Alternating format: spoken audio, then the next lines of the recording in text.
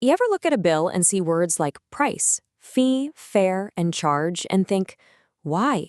Why are there so many different words for paying for stuff in English?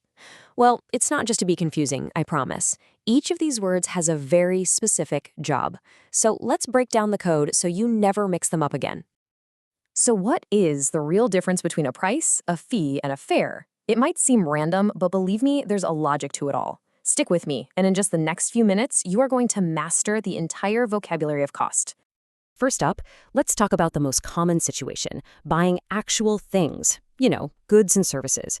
This is the home turf for the word you probably use every single day. And that word is price. You can think of price as the king of all the cost words.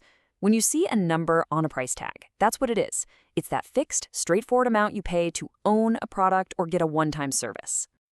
Think about a laptop in a store. That little sticker on it? That shows its price. It's the specific cost to make that thing yours. You pay the $800, you walk out with a laptop. It's a simple, clean exchange of money for a good. Okay, but what happens when the cost isn't fixed? What if it depends on something else? Well, that's where rate comes into play. A rate is a cost that's measured against another unit, and that unit is usually time or quantity. Think hourly pay, hotel stays, or even interest on a loan. A hotel room is the perfect example here. A single room doesn't have one set price. Instead, it has a nightly rate. And that rate can change, right?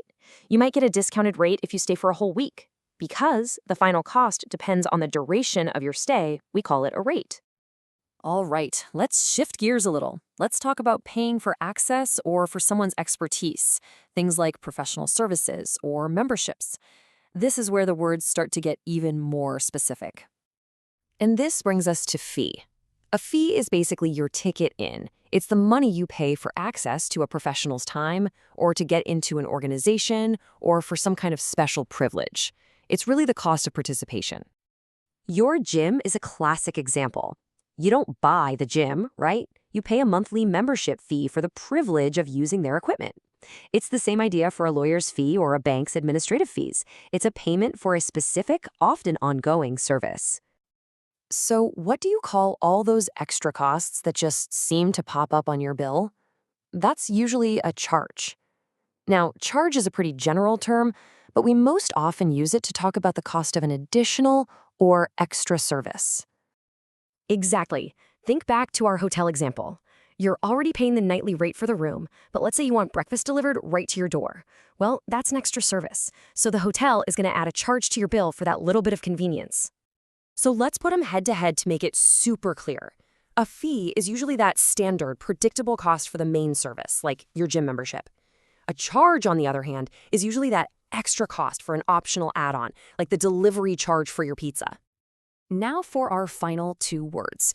These guys are highly specialized. They're only used in very specific contexts: travel and education.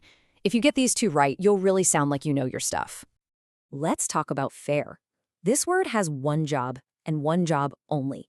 It tells you the cost of transportation. If you're paying to travel on a bus, a train, a plane, or in a taxi, you are paying a fare. That's it. It really is that simple. You would never say the price of a bus ride. You'd say the fare. It's the specific, dedicated term for your ticket to get from point A to point B. And finally, we have tuition. Just like fare is reserved for travel, tuition is exclusively for education. It's the money you pay for instruction at a school, college, or university. So you might see a big number like this, and hear someone say, the annual tuition at this university is $15,000. Notice, they never say the price of the university or the fee for the university.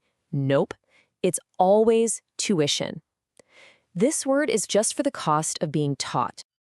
Whew, we have covered a lot of ground, so let's pull everything together into one simple, easy-to-read guide that you can use as a quick reference anytime you need it. Okay, let's lock all this in. Ready? Price, that's for buying goods. Rate, that's cost per unit, usually time. Fee, that's for access or professional services. Charge, for those extra services. Fare, only for transportation. And tuition, only for education. Seriously, go ahead and screenshot this. It's your ultimate cheat sheet. And there you have it. 6 words, 6 very specific jobs. See? They're not interchangeable at all, and now you know exactly why. So the next time you're about to pay for something, just think for a second. Are you paying a price, a fee, or a fare? Knowing the difference, well, it changes everything.